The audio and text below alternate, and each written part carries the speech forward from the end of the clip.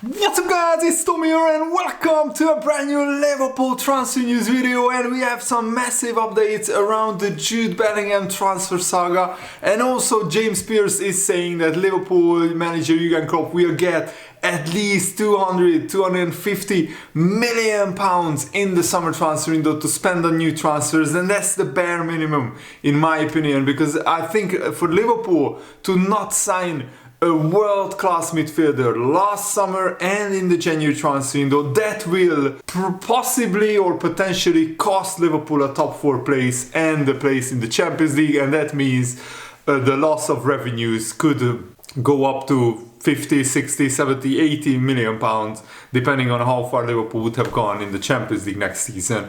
So I think this was one of the worst decisions by Liverpool as a whole, the transfer committee, or even Jurgen Klopp himself, who didn't really want to sign a midfielder last summer, which is, I think, now a terrible mistake in hindsight, of course, with Liverpool having so many injuries. But James Pearce said that Liverpool need at least 2 midfielders, even with the emergence of Bajcetic. They need 2 midfielders to buy who are both world class, and that will be minimum 180 million pounds if those 2 midfielders, for example, are Jude Bellingham and Matheus Nunes, or Jude Bellingham and Declan Rice. Matheus Nunes would be a good signing, but he isn't spectacular. Hopefully, he's a young player who can hopefully grow and develop. Jude Bellingham would be a fabulous signing, but he alone wouldn't fix Liverpool's problems. Let me know in the comments below, who should Liverpool sign in the summer transfer window? Who would be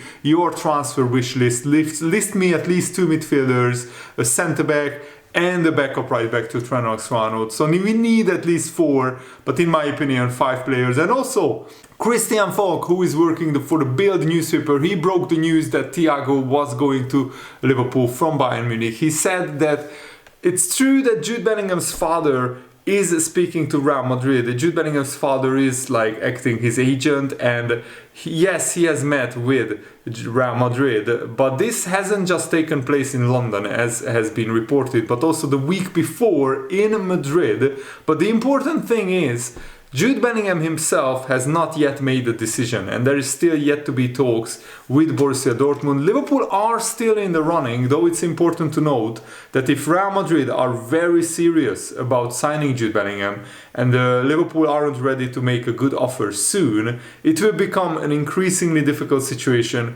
for Liverpool. Jurgen Klopp has already admitted to himself, when it comes to money, Jude Bellingham doesn't stand a chance. That all being said, Bellingham isn't motivated solely by money. He's referring to if Real Madrid and Liverpool go head to head, Real Madrid will always outbid Liverpool because they have just bigger financial resources than Liverpool because of winning Champions League after Champions League, and they are also bankrolled by basically the Spanish government almost.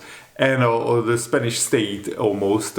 Spanish banks are giving Real Madrid loans with almost like very regularly. And Christian Falk said that it's a bit of a bitter situation for Borussia Dortmund, because Dortmund can't keep up either in terms of sporting or monetary offerings with Real Madrid or Liverpool. Dortmund have even less financial resources than Liverpool, so they can't give Bellingham the wages and also to build a team around him that is competitive enough to regularly win the Bundesliga and to regularly challenge for the Champions League. I mean, they are already out of the Champions League, Dortmund, in the round of 16, and I said it many times before, Dortmund are just not built to win the Champions League. It was even a miracle that Jurgen Klopp took Dortmund to a Champions League final, because they are spending a fraction of the likes of Paris Saint-Germain or Manchester City or even Bayern Munich. And for example, just missing out on the quarterfinals, Dortmund lost 10.5 million euros.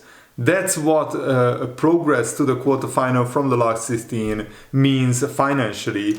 And it means that Dortmund have even less money to offer Jude Bellingham into Jude Bellingham's new contract. So I think that Bellingham will leave Dortmund. It's almost 100%.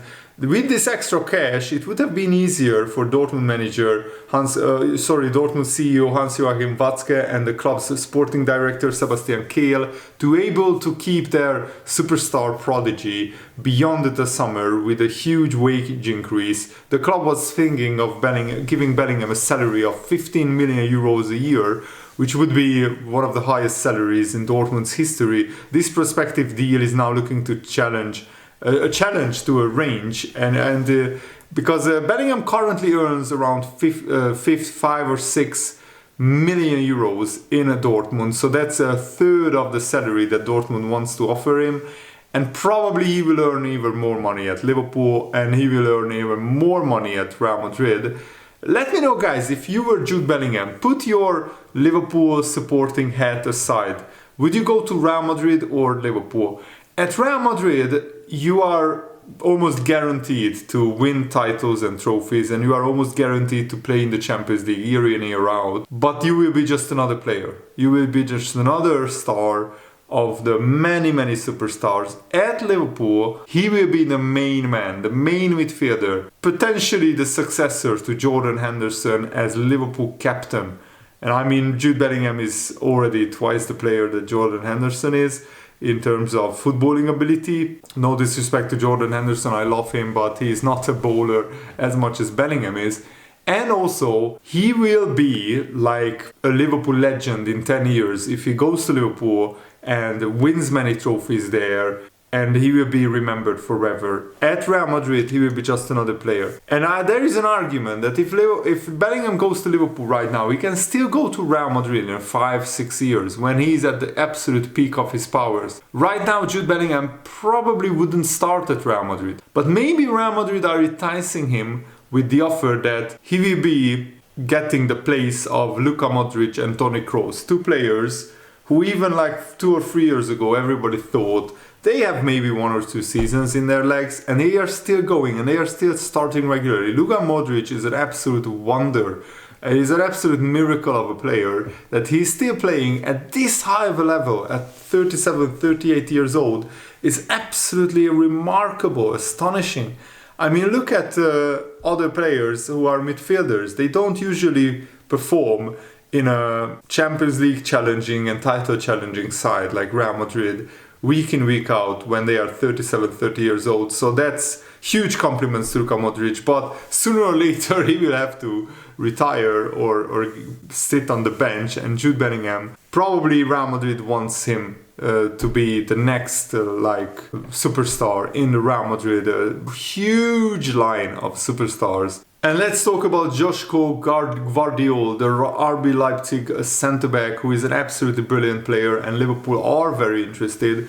The problem is Man City and Chelsea are interested as well, and both clubs probably have the advantage over Liverpool and Tottenham, ultimately because the club who pays around 100 million euros for Gvardiol will have the best chance of getting him, and as many are more than aware that Man City and Chelsea have the money to fund such a deal. If Liverpool spend 120, 130 million pounds on Bellingham and another 50-60 million on another midfielder, we probably won't have money left over for Gvardiol. But that's where Frankfurt's free agent comes in. I would sign Endika from Frankfurt, who is a free agent, because we just don't have the money to sign 3 world-class players in one transfer window unless we sell a lot of our fringe players.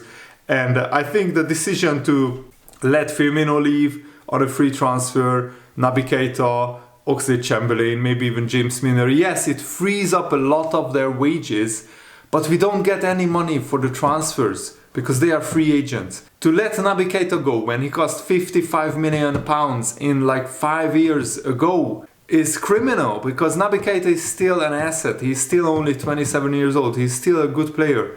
And if he had another 2 or 3 years left on his contract, then Liverpool would still get decent money for him. But Liverpool already tried to sell Naby Keita, I think last summer or 2 seasons ago, and nobody was really offering any decent money for Naby Keita. So maybe Liverpool have burned themselves with that, and that's why they are willing to let Naby Keita go on a free transfer. And James Spears also claimed that Joao Matip could leave Liverpool. He's 31 years old, and if he wanted to leave and Liverpool got a suitable offer, then he could leave, but he's certainly not being pushed towards the door. I think Liverpool have to be ruthless in the summer, and Liverpool have to push players who are not good enough through the door. I would only keep Matip around if Liverpool just didn't have any money to sign a centre-back after strengthening the midfield really. But Matip is on the decline. He's a shadow of the player that he was last season. Last season Matip was absolutely brilliant, and this season he has fallen off massively. James Spears also claimed emphatically that he's not sure where this Diogo Jota is for sale. A rumor has come from, but he's going nowhere. Diogo Jota is here to stay. I just can't see that happening, James Spears said. Jurgen Klopp loves him. I've certainly not heard that the player is unsettled. Jota had a difficult year where he hasn't scored goals. He was injured most of the time, but he still is a brilliant player for Liverpool, and he still should be given a good next 3 or 4 or 5 years at Liverpool. He's still a brilliant player in my opinion. And that wraps up today's video. I'm on my way to my friend's house where we will play the FIFA 23 tournament. That will be uploaded to the second channel. Make sure to subscribe, link is in the video's description. Have a nice day. See you later guys. Goodbye.